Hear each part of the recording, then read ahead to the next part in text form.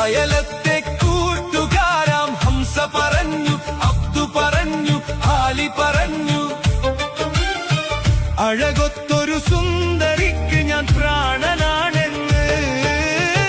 കാണും ഞാൻ അവളൊരു ഭാവം, കണ്ടാലോ പരിചിത ഭാവം. കാണും ഞാൻ അവളൊരു ഭാവം, കണ്ടാലോ പരിചിത ഭാവം. നിലയുടെ കടവിൽ, ചിറയുടെ പടവിൽ, കുടയുടെ മറവിൽ, അവളുടെ പിറകിൽ നിനച്ചും വിരച്ചും പിന്നെ അവളുടെ അരികിൽ. ഈ പ്രേമം എന്തൊരലാക്കാണ്.